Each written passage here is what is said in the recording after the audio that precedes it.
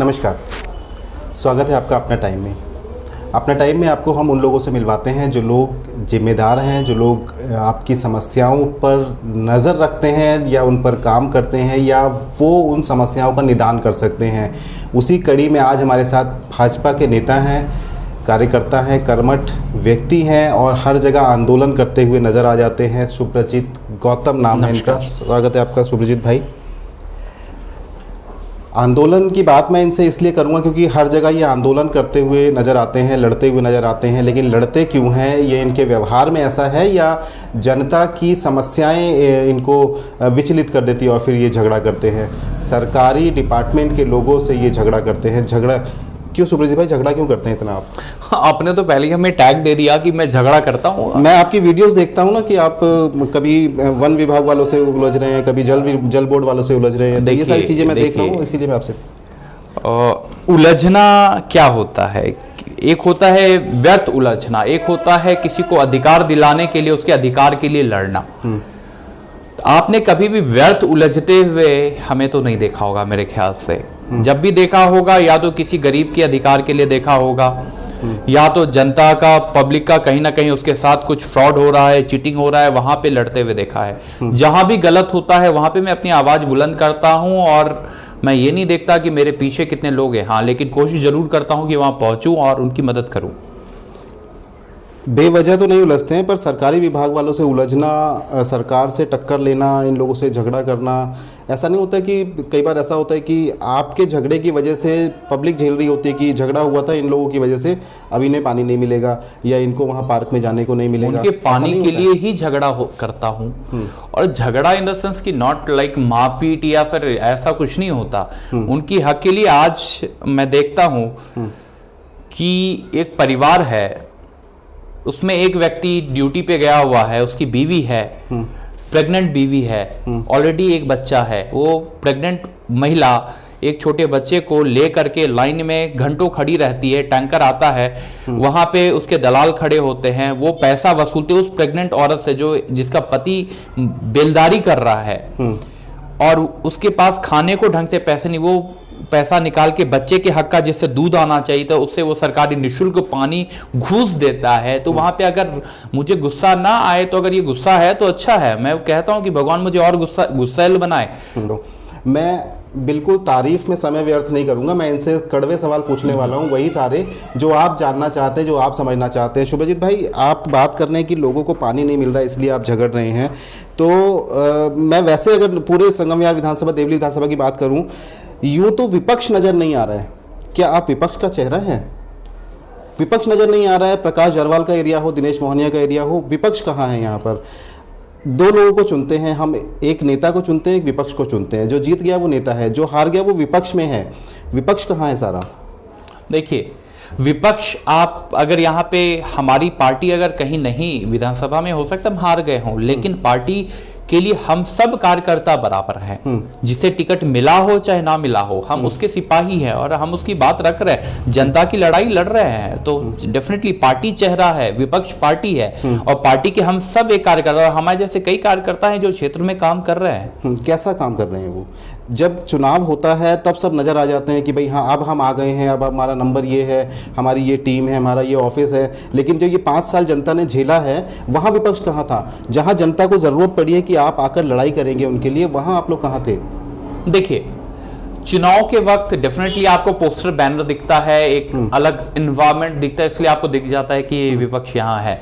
आमतौर पे आप व्यस्त, सुबह 8 बजे ऑफिस के लिए आप निकलते होंगे, बिल्कुल, शाम को 7 बजे आते हैं, तो आप किस समय आप कार्यकर्ताओं को देखेंगे काम करते हुए? हाँ, आपके यहाँ आप बताइए। मेरी नजर पूरी विधानसभा, दोनों विधानसभा में मैं एक बात बता रहा हूँ।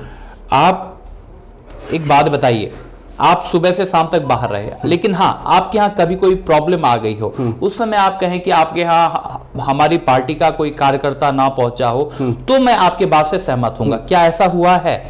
मैं सुप्रजीत भाई अपनी समस्या की बात नहीं कर रहा हूँ, मैं समस्या की बात कर रहा हूँ जनता की। जनता क्या समस्या झेल रही है? जिस रतिया मार्ग की आप बात कर रहे हैं कि मैं ऑफिस जाता हूँ और शाम को वापस आता हूँ, जिस रतिया मार्ग से सुबह 8 बजे मैं निकलता हूँ, उसकी हालत आप देखिए। आप 8 बजे खुद निकल के देखिए वहाँ से, शाम को 7 बजे आप खुद वहाँ से वापस आकर देखिए। क्या ये समस्या आप लोगों को, नेताओं को नज़र नहीं आ रही है? विपक्ष को नज़र नहीं आ रही है? भाजपा चुप है, कांग्रेस चुप है, आम आदमी पार्टी अपना राज कर रही है और बिल्कुल ऐसे राज कर रही है कि कोई सुनने वाला नहीं है, किसी का डर नहीं है उन लोगों को। रतिया मार्ग पे आप खुद निकल कर देखिए, आप खुद शाम को वापस आकर देखिए, ये जनता क्या झेल रही है, इसके लिए कोई आवाज़ नहीं उठा रहा है। मुझे एक घटना याद आ गई आपकी इस बात से। एक बार मेरा छोटा भाई पटना गया था, तो मैं एयरपोर्ट छोड़ के मुझे कार्यक्रम में आना था संगम विहार, और वार्ड 84 आना था। तो मैं एयरपोर्ट उसे ड्रॉप करता हूँ और वार्ड 84 काली मंदिर तक जब तक पहुँचता हूँ तब तक मेरा भाई पटना पहुँच गया होता है। तो आपकी बात से मैं सहमत हूँ। आपने लेकिन ये बात कहा कि डर नहीं है। देखिए, ये व्यक्ति अरविंद केजरीवाल बेहद ही चालाक व्यक्ति है, और चालाकी उसकी ये है कि वो अगर रास्ता बंद है, पूरा सिस्टम आज आप पाइपलाइन 6 साल से नहीं बिछा, सीवर नहीं डला, ब्लॉक किया हुआ है, तो ये अनऑर्गेनाइज्ड अनप्लान्ड काम करते हैं। लेकिन जनता की भी गलती है। मैं कहूँगा कि जनता भी, आप वोट देते समय आप ये नहीं सोचते, आप सिर्फ उस लालच पे जाते हैं कि आपको बिजली बिल कितना मुफ्त यूनिट मुफ्त मिल रहा है, लेकिन उस मुफ्त बिजली के एवज में आपको आपका काम रुक गया है, आपको 2 घंटे एक्स्ट्रा जाने आने में लग रहे हैं। आप उसको कैलकुलेट करके कभी देखिएगा, तब आपको पता चलेगा। आपको वही बिजली के बिल के बदले आपको पानी खरीद के पीना पड़ रहा है, वही आपके घर के बाहर सीवर का पानी आपको इस ऐसी हालत होती है आप कदम रख नहीं सकते। लेकिन आपको वो भी कैलकुलेट करना पड़ेगा। लेकिन जनता, और वो समझदार व्यक्ति है कि वो लालच देता है और हम उस लालच में फंस जाते हैं। तो इसमें विपक्ष कुछ नहीं कर सकता। ये बिटवीन दी पब्लिक को अब समझ आ रहा है, पब्लिक को समझ में आ रहा है कि इन लोगों ने धोखा दिया है, और समझ में आ रहा है तो आगे वो निर्णय लेगी। पब्लिक ने 5 साल पहले एक फैसला ले लिया, एक व्यक्ति को चुन लिया, अब वो 5 साल तक हिला नहीं सकते उसको, लेकिन 5 साल तक झेलेंगे।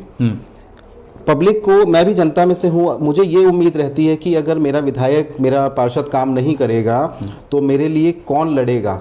जो विपक्ष में बैठा है वो लड़ेगा। बिल्कुल। जो चुनाव पिछली बार लड़ा था लेकिन जीत नहीं पाया, या उस पार्टी के लोग, वो पार्टी जो चुनाव लड़ी थी और जीत नहीं पाई, वो मेले लड़ेंगे। वही तो मैं कह रहा हूँ, वो लोग कहाँ हैं? वो लोग नज़र नहीं आ रहे। रतिया मार्ग पर एक आवाज़ नहीं उठती है। पूरे विपक्षी, कांग्रेस चुप है, आप भी चुप हैं। आप मतलब आप भाजपा। हाँ, देखिए, हमारे यहाँ, मैंने आपको फिर से कहा कि हमारे यहाँ व्यक्ति विशेष या चेहरा की जो आप बात करें, हमारे यहाँ चेहरा कुछ नहीं होता। पार्टी लड़ती है चुनाव, पार्टी की जीत हार तय होती है, ठीक है। चेहरा हम सब हैं, चेहरा कोई एक विशेष व्यक्ति नहीं है। आज वो बात अगर हम उठा रहे हैं तो अल्टीमेटली पार्टी उठा रही है। आज वो बात अगर मेरी जगह कोई और ही भाजपा का कार्यकर्ता तो कहाँ उठा रहे हैं? मैं वही तो कह रहा हूँ, कहाँ उठा रहे, कहाँ लड़ रहे हैं आप? पानी को लेके कहाँ नहीं लड़ रहे हैं, आप ये बताइए। बिल्कुल हम लड़ाई लड़ रहे हैं। हमने अनशन किया केजरीवाल के घर के बाहर, हमने आपके रतिया मार्ग कहता हूँ, MB रोड पे, आपको याद होगा, हमने अनशन किया। हमने इतनी मोटी फाइल आपके सामने डिस्क्लोज की जिसमें उसका एक करप्शन दिखाया। हमने इसको लेकर के विजिलेंस में कंप्लेन किया, मुख्यमंत्री को दिया, जितने भी फॉर्मल एप्लीकेशंस होते हैं वो दे दिया। उन सब से क्योंकि ये भ्रष्ट सरकार है, उसके बाद अल्टीमेटली हमें कोर्ट मूव करना पड़ा, हम कोर्ट मूव कर रहे हैं। तो इसमें निचोड़ क्या निकला? उसका फायदा क्या हुआ जनता को? जनता को फायदा, जो अब ढीठ है, भ्रष्ट है, तो वो नहीं सुधरने वाला। तो उसको हमने तो हर कोशिश की, हमने तो हर प्रयास किया, लेकिन अब वो नहीं सुधरने वाले कि जी मैं नहीं सुधरूंगा, मैं तो चोर हूं, चोरी करूंगा, तुम्हें जो करना है कर लो। तो अल्टीमेटली हम we are moving into court. हम इस बात को कोर्ट लेके जा रहे हैं और कोर्ट तय करेगा कि ये इतना बड़ा भ्रष्टाचार जो हुआ है उसका पोल खोलेगा। भ्रष्टाचार मतलब करप्शन, जो आपको जल बोर्ड में जो एंट्री होती है, सारी की सारी फर्जरी एंट्री है। आप अगर जल बोर्ड का जो लॉग बुक होता है, नॉर्मली एक टैंकर आता है तो टैंकर एक लॉग बुक लेके आता है जिसपे आपका साइन लेता है, नाम नंबर साइन लेता है। एक टोल फ्री नंबर है, उस टोल फ्री नंबर पे आप फोन करके टैंकर बुक करते हो, टैंकर आपके यहाँ आता है और उस लॉग बुक में एंट्री होती है। वो टोल फ्री नंबर पे आप कॉल करें कि आपके टैंकर नहीं पहुंचेगा, दैट्स कंप्लीटली फेक। उस पर करोड़ रुपए खर्च किए जा रहे हैं, करोड़ की दिल्ली सरकार फंड जारी करती है। वो टोल फ्री नंबर फिर किनको पानी पहुंचा उसका, मैंने हाल फिलहाल की बात बता रहा हूं, हमने फर्स्ट अपील किया तो उसके बाद उनके अधिकारी फोन करते हैं, जी ये हम डेटा नहीं रखते। How highly unprofessional. एक अधिकारी उनका ये बोल सकता है कि नहीं, हम इस टोल फ्री नंबर पे जो जिनको पानी पहुंचा है उनका डेटा ही नहीं है हमारे पास, वो मिक्स डेटा है, हम कोशिश करेंगे, आप आके देख लो। They don't have clear cut answer. तो आप इससे ज्यादा क्या एक्सपेक्ट कीजिए? ये तो खुलेआम चोरी मचा रहे हैं। उनकी जो लॉग बुक एंट्री होती है सारी फेक एंट्रीज है, फोन नंबर गलत है, एड्रेस गलत है, जो टैंकर पानी पहुंचा रहे वो टैंकर का सिर्फ नंबर है, सारी फेक एंट्रीज अलग अलग नाम से, सेम हैंडराइटिंग में, अलग अलग एक ही व्यक्ति का सिग्नेचर है अलग अलग नाम से, तो फेक एंट्री है। सारे के सारे देवली विधानसभा में 56 टैंकर हैं, संगम विहार के जितने टैंकर्स हैं 28 के करीब टैंकर्स हैं, इन सभी टैंकर्स की मैंने जब वो देखी सारी की सारी फेक है। राउंड ट्रिप का इन्होंने 28-30 किलोमीटर जोड़ा हुआ है। आप अगर एक्चुअल देखिएगा, जीपीएस से देखिए या खुद आके गाड़ी के किलोमीटर से देखिए, मैंने खुद ने देखा हुआ है, तो मैं अपनी बाइक से भी जाके देखा हूं, अपनी कार से भी जाके देखा हूं, जो किलोमीटर आपको एक ब्लॉक का 14 किलोमीटर राउंड ट्रिप लगता है, उसको उन्होंने 28 किलोमीटर दिखाया हुआ है। बाकी वो पैसा सरकार से ले रहे हैं, प्लस उस पानी को बेच रहे हैं। तो ये क्या ये पैसा कहां जाता है? इनके आप बड़ा इल्जाम लगा रहे हैं। बड़ा इंजाम लगा नहीं है, मैंने कंप्लेंट फाइल किया हुआ है सर, मैंने एफआईआर का आवेदन दिया हुआ है। हमने विजिलेंस डिपार्टमेंट में दिल्ली सरकार को, इनके जल बोर्ड के विजिलेंस को, सब जगह दे, सीईओ को, सबको दिया हुआ है। They are not ready to. आप बोलिए, आप अपने मीडिया के चैनल के सामने आप बोलिए राघव चड्ढा मेरे से 1 घंटे भी, अगर 1 मिनट भी वो बात करने की औकात रखते हैं, मेरे सामने आ जाए। राघव चड्ढा से पिछले हफ्ते मेरी बात हुई थी, उन्होंने बताया था कि हम लोग सब जगह पानी पहुंचा रहे हैं, जिनके घर नल से नहीं पहुंच पा रहे हैं वो टैंकर से पहुंच रहे हैं। बोलिए ना कि आप वाटर स्कैम को लेके शुभ्रजीत गौतम आपसे बात करना चाहते हैं, ये है आप उनके पास दस्तावेज है, आप उस दस्तावेज को गलत साबित करते हैं, बस सीधी सी बात है। दस्तावेज को गलत, शुभ्रजीत गौतम के पास उनके पास टाइम नहीं होगा, लेकिन दस्तावेज के लिए टाइम होगा। वो आपको, मैं आपको वीडियोस दिखा सकता हूं, मैंने लास्ट टाइम आपने वीडियोस देखा भी था, जिसमें क्लियर कट आप देख रहे हैं किस प्रकार पैसा पकड़ता है, पॉकेट में रखता है, ड्राइवर के जरिए उनके अकाउंट तक पहुंचता है, और वो आकाश से सबसे बड़ा चाह रहा हूं, आकाओं को समझना चाह रहा हूं। यहां पे उनके आका यहाँ के विधायक हैं। हर एक टैंकर से विधायक का एक बंदा होता है जो डील करता है, वो बंदा उस जो टैंकर का ड्राइवर होता है वो मालिक को देता है, मालिक उस एमएलए को बंदे को देता है, एमएलए का बंदा एमएलए को देता है, एमएलए फिर जाके ऊपर जहां चढ़ा रहा है वहां पे चढ़ाता है। तो ये इनका एक नेक्सस है, नेक्सस की तरह ये काम कर रहा है। मुझे धमकी मिली है, हमने थाने में कंप्लेंट किया हुआ है कि मुझे मारने की धमकी मिली है। मुझे बताया जा रहा है कि मुझे जल बोर्ड में जब मैं इसकी कॉपी लेने गया था, जो आरटीआई हमने डाला था, लॉग बुक की आरटीआई, वहाँ पे दस्तावेज, वो सरकारी दस्तावेज होता है, तो वहाँ पे ऑलरेडी चेहरे को नकाब ढक के 2 लोग खड़े थे, और उन्होंने मुझे पूछा कि अरे तू वही है ना, तेरा घर वहाँ उस एड्रेस पे है, आता हूँ। मैं बोला भाई आ जाना जब आना होगा। हमने कंप्लेंट फाइल कर दिया। हालांकि ऑब्वियसली टैंक वो कोई माफिया में से 2 होंगे, नकाब चेहरा ढका हुआ है उनका, तो अब कोरोना के समय तो ऐसे भी उनको एक बेनिफिट मिल गया है कि वो अपनी पहचान बचा सकते हैं कोरोना के नाम पे। तो ये हमने उनका चेहरा तक नहीं देखा। आपकी पोस्ट मैंने देखी थी पीछे, आप एक और जल सत्याग्रह शुरू करने वाले हैं जी, ये क्या है? हमने इससे पहले मुख्यमंत्री के घर के बाहर आप धरना दिया था जी। उस समय पे मेरा एक सवाल था कि मुख्यमंत्री के घर के बाहर धरना देना क्या मीडिया की लाइमलाइट में आने का एक कोशिश नहीं थी कि काम हो या ना हो पर हम मीडिया की नज़र में आ जाएंगे, कैमरे की नज़र में आ जाएंगे? देखिए, ये कोशिश नहीं, मीडिया अगर अपना काम अच्छे से करे तो डेफिनेटली इतनी सारी इश्यूज होगी ही नहीं। लोकल जो इश्यूज हैं उसको सिर्फ, जब हम स्तंभ की बात करते हैं पार्लियामेंट की, उसका एक स्तंभ मीडिया भी है, सिर्फ नेता ही एक स्तंभ नहीं है। आपको जो मीडिया है वो एक इम्पॉर्टेंट पिलर है हमारे संविधान का, तो डेफिनेटली मीडिया भी अपना काम करे, और हम वहाँ पे बात रख रहे हैं। मीडिया अगर उचित तरीके से दिखाता, पब्लिक की परेशानी दिखाता, तो डेफिनेटली आज इतना प्रॉब्लम नहीं होता। तो दिक्कतें यही हैं, लेकिन हम अपनी बात किस तक रखें, जो मुखिया है उस तक ही रखेंगे। आज दिल्ली की जनता ने जिसे चुना है, मैं अरविंद केजरीवाल का नाम नहीं लूँगा, दिल्ली की मुख्यमंत्री के सामने के घर के आवास के बाहर धरना दिया, और हम कहाँ दें? परेशान होकर, मजबूर होकर के हम क्या करें? ये जो आपका दूसरा सत्याग्रह होने, इसमें क्या करने वाले हैं? देखिए, इसके बारे में हम ज़्यादा कुछ आपको नहीं अभी साझा कर पाएंगे, लेकिन इस सत्याग्रह में भी हमारा मुद्दा वही रहेगा कि पिछले 6 साल से यहाँ की जनता के खून पसीने की गाड़ी कमाई का एक रुपया उनसे वसूला गया, एक बूंद पानी के लिए। हम उनके अधिकार के लिए लड़ेंगे, फिर से लड़ेंगे, जब तक कि उनको परमानेंट पाइपलाइन के थ्रू उनके घर तक पानी ना पहुंचे। जब सभी इलाकों में पानी पहुंच रहा है, तो ऐसे इलाकों में, कुछ इलाकों में, क्या इनको एटीएम मशीन इन लोगों ने समझ रखा है? मैं तो एटीएम मशीन कहता हूं कि ये संगम विहार, देवली, ये एटीएम मशीन है आम आदमी पार्टी के लिए, जहां से ये पैसा निकालते हैं। और लेकिन आप एटीएम मशीन बनाना है तो किसी और इलाके को बनाए, इन गरीब जनता यहाँ रहती है, इनको एटीएम मशीन नहीं बनाए। बिल्कुल। संगम विहार में मैं आपको बताऊं, संगम विहार में बहुत ज़्यादा संपन्न लोग नहीं रहते हैं, वो लोग हैं जो मजदूर तबके के हैं, गरीब लोग हैं, इन लोगों को डराना धमकाना, इन लोगों से वसूल कर लेना पैसे बड़ा आसान होता है। वही जल बोर्ड के कर्मचारी जिस प्रकार से शुभ्रजीत भाई ने पिछली बार वीडियो हमें दिखाई थी, और वो वीडियो मैं आपको इसमें भी दिखाऊंगा कि किस प्रकार से पैसे लोगों से लिए जाते हैं, जनता से लिए जाते हैं उस पानी के लिए, जो पानी दिल्ली सरकार मुफ्त आपके घर तक पहुंचाने का दावा करती है। 20,000 लीटर पानी इन्होंने देना है हर घर को, और वो कैसे पानी पहुंच रहा है, पैसे से पहुंचता है, फ्री में पहुंचता है, पीने लायक है, गंदा है, कैसा है, कीचड़ वाला, सारी तरह की वीडियोस उपलब्ध है यूट्यूब पर और बाकी अलग अलग माध्यम से। शुभ्रजीत भाई, मैं 2 चीज़ें समझना चाहूँगा।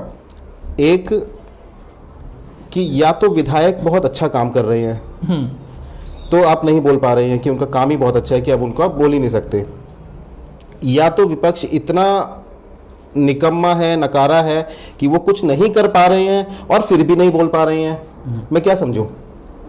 विधायक का क्या काम? अभी आप एक तरफ कह रहे हैं कि रोड नहीं है, पानी नहीं है, सीवर नहीं है, तो विधायक काम क्या कर रहे हैं? वो तो यहाँ दिल्ली में है ही नहीं।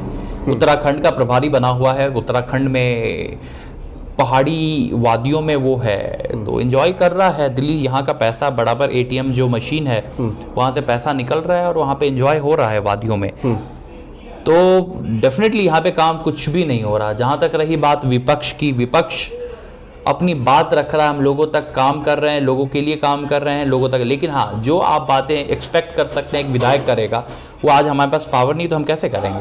Practically not possible. जल बोर्ड दिल्ली सरकार के अधीन है, वो हम कैसे कर सकते हैं? मैं एक चीज़ समझना चाहूँगा आपसे, आप जल बोर्ड को ज़्यादा कवर करते हैं, जल बोर्ड क्या प्राइवेट होने वाला है? मुझे खबर मिली है। जी जी जी जी जी ये इंटरनल ये कहीं से सूचना आई है, अभी मैं कंफर्म तो नहीं कहूँगा, लेकिन ये सॉलिड खबर आई है कई जगहों से। इस बात में सच्चाई हो सकती है? हाँ बिल्कुल। और उसका कारण बस इतना है कि इनका जो कंप्लेंट्स लगातार गई हैं और जो बड़ा स्कैम पकड़ा जा रहा है, तो बात मामला इससे रिलेटेड ही है। इसको कवर अप करने के लिए सारा चीज़ किया जा रहा है ताकि इनका भांडाफोड़ बच जाए। और दूसरी बात की दीपक जी, और एक बात कहना चाहूँगा आपसे, आप तो मीडिया है, आप इन बातों को पूछिए। आपको याद होगा अरविंद केजरीवाल जब 20,000 मुफ्त पानी की बात करते, वो तो खैर झूठा खोखला, आप खुद जानते हैं, हर एक व्यक्ति जानता है। इसके अलावा उन्होंने एक बात कहा था, जब ये सत्ता में आए थे तो नए जब ये थे उस समय इन्होंने क्या कहा था कि हम हर एक टैंकर में जीपीएस लगाएंगे। जीपीएस लगाएंगे। अखबार की कटिंग आपको अवेलेबल होगी गूगल पे, आप कोई भी व्यक्ति सर्च कर सकता है कितने टैंकर में आज के डेट में जीपीएस है। क्योंकि जीपीएस रहेगा तो एक एक की चोरी पकड़ी जाएगी। एक भी टैंकर में आपको जीपीएस नहीं मिलेगा, वर्किंग नहीं मिलेगा। कारण सिर्फ इतना है कि उस समय वो बात जो रख रहे थे वो जनता को गुमराह करने की उन्होंने इतनी अच्छी बात कही, उसके बाद उन्होंने खुद ने अमल नहीं किया। 6 साल बीत गए क्योंकि इनको यहाँ से चोरी करना था। आज करोड़ों का, मैं आपको बताना चाहूँगा, हजारों करोड़ का ये घोटाला है, और वो अगर जीपीएस लगता ना तो ये घोटाला नहीं हो सकता था। अब इस बात पे बहुत इंपॉर्टेंट पॉइंट है जो हम मिस कर रहे हैं, वो ये है कि जीपीएस वाला मुद्दा कहाँ गया? इसके लिए फंड रिलीज किया गया था। नहीं, वो तो बहुत सारे मुद्दों पर वो बहुत सारे मुद्दों पर काम नहीं कर पा रहे, जन लोकपाल बिल नहीं आया। लेकिन ये तो मेन मुद्दा था जीपीएस। उन्होंने जल बोर्ड की अगर हम फिलहाल बात करें तो जल बोर्ड में उन्होंने कहा कि एक एक टैंकर पे हम जीपीएस लगाएंगे ताकि हम ट्रैक कर सकें वो टैंकर कहाँ गया नहीं गया। तो ये इतना पब्लिक को बेवकूफ समझते हैं क्या? आप आज अगर जीपीएस लगा होता ना तो वो टैंकर कहाँ कहाँ बेचा गया वो एक एक डेटा आपके पास आ जाता। आप समझिए, खुद समझदार हैं। बिल्कुल, बहुत सारी चीज़ें वो नहीं कर पाए अपनी साइड से। मैं आपसे एक और चीज़ समझना चाहूँगा जी। आपके आंदोलन दिल्ली जल बोर्ड 26,000 करोड़ के ऊपर आप आंदोलन कर रहे हैं, सिविल डिफेंस पे कर रहे हैं, राशन घोटाला पे आप कर रहे हैं, लॉकडाउन के टाइम से डीटीसी घोटाला, आजकल डीटीसी के पीछे पड़े हैं आप, दंगा पीड़ितों को या दंगाइयों को 1-1 करोड़ रुपए की आप बात करते हैं, रोहिंग्या की बात करते हैं। फोकस क्यों नहीं है एक चीज़ पर? फैले क्यों है इतना? नहीं, फोकस इन द सेंस आप क्या कहना चाहिए, कोई एग्जाम तो है नहीं कि मुझे एक सब्जेक्ट पढ़ के एक सब्जेक्ट में ही पास होना है। एग्जाम में भी आपको 5 सब्जेक्ट होते हैं, 10th में भी आप जाएंगे 5-6 सब्जेक्ट होते हैं, उसमें सब में पास होना पड़ता है। लेकिन मैं यहाँ कोई एग्जाम ना दे रहा हूँ। इन सब्जेक्ट का घोटाला आप एक बताइए जिसमें घोटाला नहीं है। अब मैं खुद कह रहा हूँ, आप पूछिए और मैं जवाब ना दूं इसका एविडेंस के साथ दे सकता हूँ। और मैंने खुद ने काम किया इनमें से कई मुद्दों पे मैंने खुद ने काम किया हुआ, मेरे पास दस्तावेज अवेलेबल हैं। मुझे एक चीज़ और बताएं, मुझे सिविल डिफेंस पे आपने बहुत इन लोगों के पीछे पड़े हुए थे, क्या रिजल्ट आया वहाँ से आपको? आप पता कीजिएगा, उनके जो सीनियर चीफ वार्डन थे उसको हटा दिया गया। जानकारी है आपके पास? बिल्कुल। डीएम का ट्रांसफर कर दिया गया। उसके बाद नीपा पोती, डीएम को हटाना था, जेल भेजना था, लेकिन इन लोगों ने उस बात को नीपापोती की है, जिस पे अभी भी हम लगे हुए, हमारी टीम लगी हुई है, जिस पे काम चल रहा है। तो काम चल रहा है उस पे फिलहाल। तो आपने राजेंद्र कपूर को हटवाया, ये सारी चीजें, आपने इतना बड़ा आंदोलन किया, सारा व्यक्ति विशेष का नाम मैं नहीं लूंगा। आपको डर नहीं लगता? आपको डर नहीं लगता? देखिए, राजेंद्र कपूर या मैं व्यक्ति विशेष का नाम नहीं कहूंगा कि मैंने उसे हटवाया है। मैंने, मेरा उसमें किसी एक व्यक्ति के लिए नहीं मैं कह रहा हूँ, सिविल डिफेंस कैंप की बात कर रहा हूँ कि वहाँ के सीनियर चीफ वार्डन को हटा दिया गया है। राजेंद्र कपूर हो सकता है वो निर्दोष हो व्यक्ति, उसे एक बलि का बकरा बनाया गया हो। और मैं सच कह रहा हूँ, वो व्यक्ति से वो व्यक्ति को सिर्फ बलि का बकरा बनाया गया है। मैं वही तो आकाओं को समझना चाह रहा हूँ कि वो मेन डीएम है, डीएम के जरिए इनके रेवेन्यू मिनिस्टर हैं, रेवेन्यू मिनिस्टर के थ्रू अरविंद केजरीवाल है। ये पूरा एक नेक्सस है, ये भी सेम नेक्सस है। इसको मैं स्कैम क्यों कहा हूँ, ये कारण है। राजेंद्र कपूर तो एक सीधा साधा, एक कहते हैं ना कि कुर्बानी जो दी जाती है बकरी की ही दी जाती है, तो वही बिल्कुल वो एकदम सीधा साधा सा बंदा है। तो मतलब आप कह रहे हैं राजेंद्र कपूर बलि का बकरा नीपापोती किया गया है, लेकिन he is not the culprit. Culprit कोई और था, उसके ऊपर थोप के उसे हटा दिया गया। राशन घोटाला कहां तक पहुंचा? राशन घोटाला के हमारे पास कई एविडेंसेस हैं, जिसमें आपको दिख जाएगा कि आपको लॉकडाउन में जो राशन बांटा गया उसमें आपको बहुत बड़ा स्कैम है। उसमें करीबन 100 करोड़ का ये पूरा बजट पास हुआ था, जिस पे हमें कॉपी के लिए बोला गया। हमने मांगा कि आपने कहां से वो राशन खरीदा है, उसका हमें दीजिए, सारे मतलब कि कौन सा आइटम कहाँ से खरीदा है। तो उन्होंने कहा कि नहीं, आपको पूरा ही डॉक्यूमेंट का दस्तावेज, ताकि उसकी करीबन कॉस्टिंग 10-12 हज़ार के करीब आती, सिर्फ फोटोकॉपी की। तो उन्होंने हमें जो बिल चाहिए था वो देने के बजाय वो कहे कि आपको पूरा करना पड़ेगा। तो बेसिकली वो आज आप नहीं, आप कुछ दिन बाद आइए, हम बात करेंगे, आप आ जाइए मिलने, तो घुमा फिरा रहे हैं। इसमें आपको बता दूं, इन्होंने जो तेल दिया था, इनके ये राशन कितने लोगों तक पहुंचा उसका इनके पास डेटा नहीं, एग्जैक्ट डेटा है ही नहीं। कई आपने वीडियोस देखा जिसमें आपको एक एक गोडाउन से हजारों की संख्या में किट मिले जो सड़ गया है, बदबू दे रहा है, बर्बाद हो गया है। कई किट मार्केट में लॉकडाउन में ब्लैक में बेचे गए हैं, कई किट बेचे गए हैं। इसके अलावा कई किट में सामान जो ये लिखते थे कि हम ये सामान दे रहे, उसमें आधा सामान दिया जाता था। इन्होंने जो तेल यूज़ किया है, आप लिस्ट है हमारे पास, वो तेल पता है आपको कौन सा है? हमने उस तेल का रिसर्च किया। That is basically palm oil. Palm oil जो होता है वो हार्ट पेशेंट के लिए जहर होता है। पाम ऑयल इन्होंने सर्व किया, यानी जनता को इन्होंने जहर दिया है लॉकडाउन में। पाम ऑयल आप अगर खाओगे तो आपकी सेहत खराब हो जाएगी। पाम ऑयल इन्होंने दिया है, सस्ता होता है, क्योंकि सस्ता ऑयल दिया। वो जो घी सा जमा हुआ आप देख रहे थे या अलग कलर का तेल देख रहे थे, आपको जो जितने पैकेट्स है उसका मैंने फोटो भी शायद आपको भेजा है। उसमें जिस पैकेट को मार्केट में अवेलेबल है 20 रुपए का, उसे ये दिखा रहे हैं उस पर प्रिंटेड प्राइस बढ़ा के 30 रुपए बढ़ा करके वो लोगों को दिया गया है। ऐसा क्यों? जो मार्केट में 20 रुपए का अवेलेबल है उसको लॉकडाउन के दौरान अचानक से प्रिंटिंग प्राइस बढ़ जाता है। और रिसेंट प्रिंट है, अप्रैल का प्रिंट है, और उसका दाम बढ़ा करके उसे लोगों को किट में इंक्लूड करके दिया जाए। लेकिन इतना सब करने के बाद भी अगर ये डर नहीं रहे हैं तो कहीं, देखिए, डर नहीं रहे हैं तो बेसिकली आप उनका डर आप कैसे समझ सकते हैं? नहीं, देखिए ना, एक्शन जैसे राजेंद्र कपूर जैसे एक व्यक्ति को बलि का बकरा बनाया गया, कैसे बनाया गया? आपने खुद ने अभी कहा, आपको जानकारी है। उसको क्यों हटाया गया? वो तो डीएम को बचाने के लिए हटाया गया। वो बेचारे के उतना कोई उसका इन्वॉल्वमेंट नहीं था, उसको बचाने के लिए हटाया गया है। तो ये तो एक्शन तो हो रहा है, लेकिन ये एक्शन का प्रोसेस बहुत स्लो है। ये बिल्कुल मंद गति दिखाने के लिए कर रहे हैं, और अल्टीमेटली गवर्नमेंट इनकी है तो हम चाह के भी कुछ नहीं, क्योंकि एक्शन इन्हीं की विजिलेंस डिपार्टमेंट लेगी, इन्हीं के लोग लेंगे, तो उसमें हम या कोई आप कुछ और कर नहीं सकते, या तो कोर्ट कर सकता है। तो अब अल्टीमेटली परेशान होकर हमें कोर्ट की तरफ रुख करना पड़ रहा है, और हम बातचीत चल रही है, हम कोर्ट में इस मामले को उठाएंगे। भाजपा का जो चेहरा होता है वो है कि भाई राम मंदिर और इन सारी चीज़ों पे भाजपा का चेहरा चल रहा है। अब तो अरविंद केजरीवाल भी राम भक्त हो गए हैं, हनुमान भक्त हैं, फिर हनुमान राम भक्त है। वो कहते हैं कि मैं राम भक्त हूँ, अच्छी बात है। और उनका कहना है कि अयोध्या में मंदिर बन जाएगा तो मैं लोगों को तीर्थ कराऊंगा, अयोध्या लेके जाऊंगा फ्री में। फ्री की बात वो हमेशा करते हैं। अब अरविंद केजरीवाल से काहे का झगड़ा? अब तो वो आपके रास्ते पर चल पड़े, अब तो वो राम भक्त हो गए हैं, अब तो वो कह रहे हैं, अब तो वो देशभक्त हो गए हैं। दिल्ली में 500 तिरंगा झंडा लगेगा, वो जनपद जैसा दिल्ली में अलग अलग जगह पर 500 झंडे लगेंगे, और राम के रास्ते पर वो चल रहे हैं, राम राज्य बनाने की कोशिश कर रहे हैं। अब झगड़ा किस बात का? झगड़ा अरविंद केजरीवाल से नहीं है। हमारा झगड़ा इन जो जनता के साथ धोखा हो रहा है, जनता के हक को मारा जा रहा है, हमारा झगड़ा उन बिंदुओं पे है। आप समझिए बात को कि हमारा झगड़ा अरविंद केजरीवाल से क्यों होगा। हमारा झगड़ा इन बिंदुओं पे, उनको पब्लिक को पानी मिले, पब्लिक को राशन मिले, पब्लिक को गुड गवर्नेंस मिले, पब्लिक को फैसिलिटीज, बेस्ट फैसिलिटीज मिले। आज फ्लाईओवर नहीं बन रहा, आज पॉल्यूशन का स्तर बढ़ता जा रहा है, इस पे ये काम नहीं कर रहा है। फ्री का बिजली के चक्कर में, और वो बिजली में भी आपको मैं बता दूं, आप तो खैर क्षेत्र में रहते होंगे, आपका बिल अचानक से 10,000 आता है, आप पानी का बिल आएगा, आपका 10,000 का बिल आ जाएगा। आपके यहाँ तो खैर नहीं है अभी, आपको मीटर, हमारे इधर है। तो लोग परेशान होकर के भागते हैं जल बोर्ड की, भैया मेरा इतना बिल कैसे आ गया। तो उसको सेटलमेंट के नाम पे मोटा वसूला जाता है। और आपको यकीन नहीं होगी तो मैं उसकी ऑडियो रिकॉर्डिंग सब भी आपको दे दूंगा, कौन अफसर हैं, क्या क्या मिली भगत है।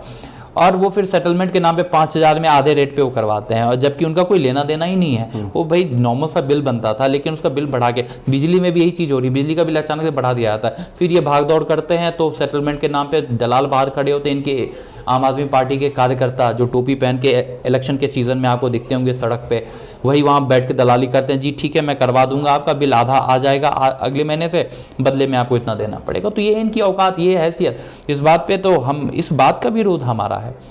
राम तो सबके हैं, क्या हिंदू क्या मुसलमान, राम तो सबके हैं, राम में क्या, वो तो अच्छी बात है। हाँ, आपने लिखा था कि दंगाइयों को 1-1 करोड़ रुपए दिए अरविंद केजरीवाल ने, और उनको सेटल कर दिया। अब 1-1 करोड़ रुपए जनता की कमाई के दिए हैं, वो क्या था?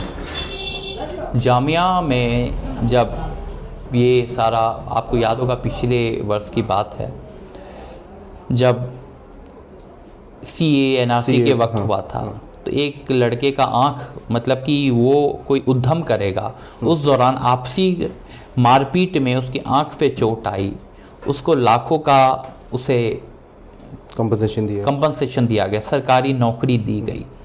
क्या ये उचित है? फिर तो सभी को मिलना चाहिए ना, भेदभाव क्यों? मेरा ये कहना है, ठीक है आपने एक को दिया, क्या अगर उसी में अगर कोई हिंदू अगर होता है क्षति, मतलब उससे किसी प्रकार, अभी एक लड़का हुआ, आपको पता होगा, जानकारी है आपको, स्टैप कर दिया गया, जिसे घर में घुस करके मार दिया गया, पीठ में आपने देखा होगा, रिंकू शर्मा। उसके घर पे अरविंद केजरीवाल नहीं गए। यही अगर उसका नाम कोई खान होता तो उसके घर पे तुरंत पहुंच जाते। तो ये भेदभाव है ना, सबके लिए बराबर। एक गार्जियन है आपके, अगर पिता हैं तो उनके लिए सभी बच्चे बराबर होंगे। आपको जनता ने चुना है, आप मुखिया हो, आप पक्षपात करोगे तो ये जनता कब तक बर्दाश्त करेगी? हम तो इसको मैं पक्षपात ऐसे ना समझूं कि आप भी तो ये बात हिंदू मुसलमान की बात ले आए। क्या करते हैं बताइए आप? हिंदू मुसलमान वाली बात कहाँ है इसमें? हम बोल रहे हैं कि हम में भेदभाव मत कीजिए, हमें भेदभाव मत कीजिए आप। तो इसमें पक्षपात मैं क्या बात कर रहा हूँ? मुझे ये जस्टिस मैं नहीं चाहिए, कि हमें नहीं चाहिए, इंसाफ हमें नहीं चाहिए। कोई चीज़ अगर आप 2 भाई हैं, आपके पिताजी सिर्फ एक भाई को मिठाई खिलाएं और आपको छोड़ दें, तो आप बोलेंगे नहीं पापा, पिताजी हमें भी दो कुछ। आप जिस बात को बोल रहे हैं कि अरविंद केजरीवाल अगर कोई खान होता तो उसके घर चले जाते और रिंकू शर्मा के घर नहीं गए, किया है। मैं वही समझना चाह रहा हूँ आपसे, आपको क्यों ऐसा लग रहा है कि खान के घर जाते हैं और इनके घर नहीं जाते? अखलाक के घर पे गए। हाँ, क्या वो दिल्ली में था? हाँ दिल्ली में था, गाजियाबाद में, गाजियाबाद कहीं तो भी था। कहाँ है वो? यूपी में था। यूपी में है। उसको फंड दिया, कितने का फंड दिया? नहीं, वो मुझे जानकारी नहीं। 1 करोड़। 1 करोड़ क्यों दिया? दिल्ली के अंतर्गत उनकी सीमा होती है, लेकिन वो वहाँ जाके फंड दी, क्यों दिया आप मुझे बताइए। तो आपने विरोध क्यों नहीं किया? मेरा तो यही है कि अगर वो काम कर रहे हैं तो आप तो विरोध की बात कर रहे हैं, तो आप कह रहे हैं कि आप हिंदू मुस्लिम करते हो। हम वही तो बोले कि आप सबके लिए कीजिए, जितने भी दंगे में मारे गए हैं, रिंकू शर्मा भी बराबर है, उसको भी शरारती तत्व तो नहीं कहूंगा, जिहादियों ने मारा है। हाँ, जिन जिहादियों ने मारा है, रिंकू शर्मा को इंसाफ मिलना चाहिए था या नहीं मिलना चाहिए? क्या वो भी जिस प्रकार अखलाक को मिलना चाहिए था 1 करोड़, उस प्रकार ये तो दिल्ली का रहने वाला है, दिल्ली का नागरिक है, उसको उसका मुख्यमंत्री भी फंड देता। वहां पे पक्षपात क्यों हुआ? हम तो सवाल पूछेंगे ना। तो अगर हम ये सवाल इंसाफ की बात करते हैं, तो मीडिया को ही लगता है कि हम धर्म कहीं ना कहीं हमारा ये है, तो हमारा तो ये कि सबको बराबर हक दो ना आप। शुभजीत भाई, आप ये सारी चीजें जो कर रहे हैं, आपके विरोधियों का कहना है कि आप चुनाव लड़ने के लिए कर रहे हैं, लेकिन पार्टी की नज़र क्यों नहीं पड़ रही है आपके ऊपर? आप चुनाव लड़ने के लिए सारा जो अपने आप को दिखा रहे हैं, प्रोजेक्ट कर रहे हैं, पार्टी की नज़र क्यों नहीं पड़ रही है आपको? फिर तो इलेक्शन में टिकट नहीं मिला, मुझे छोड़ देना चाहिए था सारा चीज़, मैं फिर भी कर रहा हूँ। हाँ, लेकिन आगे उम्मीद करके कर रहे हैं, जैसा लोग बोलते हैं, जैसा भगवान करे ऐसी उम्मीद मुझे ज़िंदगी भर रहे, अंतिम समय तक उम्मीद रहे। उम्मीद रखना बुरी बात नहीं है, पार्टी है, पार्टी जो तय करे हम उसके साथ हैं। क्या हमने बंद कर दिया काम करना? नहीं किया, अभी भी काम कर रहे हैं, करते रहेंगे। हमारा लक्ष्य है पार्टी का साथ देना, पार्टी के लिए काम करना। हम कभी टिकट और पार्टी नज़र नहीं दे रही, वो पार्टी ही तय करेगी। हमारे यहाँ चेहरा मैं नहीं हूँ, पार्टी है, पार्टी जो तय करेगी वो स्वीकार है। लेकिन पार्टी तो, ये तो कहने की बात होती है कि पार्टी तय करेगी, लेकिन अंदर से एक उम्मीद रहती है कि हाँ मैं मेहनत कर रहा हूँ कि मेरा अंदर से नाम उम्मीद आए। सिर्फ इतनी है कि दिल्ली में भाजपा की सरकार आए और लोगों को इंसाफ मिले, हमारा इतना ही बस उम्मीद है। भाजपा की सरकार आएगी तो क्या फ्री बिजली पानी मिलेगा, बसों में फ्री महिलाओं को मिलेगा? देखिए, फ्री आप, हमारी सरकार की कैबिनेट होगी, वो तय करेगी क्या फ्री में दिया जाएगा नहीं दिया जाएगा शुभजीत को। लेकिन इतना ज़रूर है कि विकास इससे कई गुना ज़्यादा होगा, लोग इससे कई गुना ज़्यादा खुश रहेंगे। लोगों के साथ जो आज दुर्व्यवहार हो रहा है, आज जो जातियाँ हो रही हैं, उनका हक मारा जा रहा है, वो नहीं होगा। कहीं ना कहीं हम कोशिश करें कि राम राज्य के तर्ज पे वापस से एक व्यवस्था लागू की जाए। जी, राम राज्य की बात करेंगे, देखिए नेता हैं ये अपने पैटर्न पे चलेंगे। राम राज्य की बात करेंगे, चाहे अरविंद केजरीवाल हो, चाहे शुभ्रजीत गौतम हो, भाजपा हो या आम आदमी पार्टी, ये नेता हैं, ये अपने पैटर्न पे बात करते हैं और ये राम राज्य की कल्पना कर रहे हैं। जैसा कि अरविंद केजरीवाल ने विधानसभा में कहा था कि अब हम राम राज्य लाएंगे। राम के द्वारा उनके राज्य में चलने वाले 8 ऐसे पॉइंट थे जो उन्होंने गिनाए थे, उस पर वो काम शुरू करेंगे। तो ये इस प्रकार की राजनीति दिल्ली में हम देख रहे हैं। बहुत सारी चीज़ों पर लड़ाई होती है, झगड़े होते हैं, आंदोलन होते हैं, विरोध प्रदर्शन होते हैं, वो हम आने वाले समय में भी देखते रहेंगे। शुभ्रजीत गौतम तो प्रसिद्ध इस चीज़ के लिए है कि आंदोलन करते हैं, लोगों की समस्याओं को उठाते हैं। तारीफ मैं अभी भी नहीं करूँगा, भिड़ते हैं, झगड़ते हैं विभागों से, सरकारों से, दिल्ली सरकार से, अफसरों से और सारी चीज़। एक चीज़ रह गई है, मैं पूछ लेता हूँ।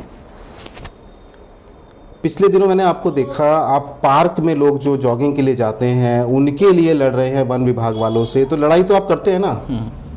उनके लिए क्या लड़ रहा हूँ वो भी आप समझ जाएं। जो लोग थे पहले, उन्हें आप समझे कौन थे वो।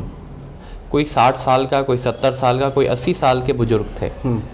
ऐसे सैकड़ों बुजुर्गों को वन विभाग के जो अधिकारी हैं उन्होंने हिरासत में ले लिया, फ़ोन जब्त कर लिया, जबकि उनका अधिकार नहीं है, फ़ोन जब्त नहीं कर सकते। वो कोई पुलिस कस्टडी में नहीं थे कि उनको टॉर्चर किया जा रहा है, उनका फ़ोन जब्त कर लिया गया। डायबिटिक लोग थे, एक बच्चा था 12 साल का, वो डायबिटिक था, उसको डॉक्टर ने वॉक करने के लिए बोला। वो जंगल का जो बाउंड्री है वहाँ आज से नहीं, पिछले 20 साल 25 साल से, जब से हैं वो तब से करते आ रहे हैं, सभी के सभी। लेकिन सडनली अचानक से ऐसा क्या हुआ जो उनको हिरासत में, और एक दो नहीं सैकड़ों लोगों को लिया गया। जब हमने, कारण होगा इसका ना? नहीं, अगर सरकारी लोग कुछ कर रहे हैं तो कुछ कारण होगा उसका। आप खुद इस इलाके में रहते हैं, क्या उस इलाके जाने से आज से पहले रोक टोक हुई थी? आप तो रहते हैं, आप मुझे जवाब दें। तो अभी क्यों रोका? अभी क्योंकि उनका कहना है कि ये रिजर्व एरिया है, जंगल एरिया है, हम इसलिए रोक रहे हैं। रोकना तो ठीक है, आप समझा के भेज देते हैं, उनको जुर्माना ठोक दिया गया। जुर्माना वो भी 1000 रुपये का जुर्माना, यानी 100 आदमी यानी 1 लाख रुपए, 100 आदमी 1 लाख रुपए, यानी लाखों का ये सरकार का तरीका है फंड रेज करने का। बोला ना, ये एटीएम मशीन है, संगम विहार, तिगड़ी, ये देवली, ये सब एटीएम मशीन है, एटीएम की तरह पैसा वसूला जा रहा है। मेरे सामने की बात, उनको नोटिस भेजा गया। उनको, भाई आप अपनी तो काम कीजिए, आपने ना बाउंड्री वहाँ पे डाला है, भाई आप डिमार्केशन करके वहाँ पे बाउंड्री डालिएगा ना। क्या इन्होंने बाउंड्री दिया है? खुला है, सारी बाउंड्री खुली, आपको जानकारी है, हमसे बेहतर आप तो खुद जाते हैं वहाँ पे जी। बाउंड्री नहीं है, बाउंड्री आपने उनके, आप अगर कभी उनका जो नोटिस आता है वो पढ़िएगा, उनमें लिखा है कि वो इंटर किए हैं, ट्रेसपासिंग किए हैं। क्या वो दीवार कूद के गए हैं जंगल?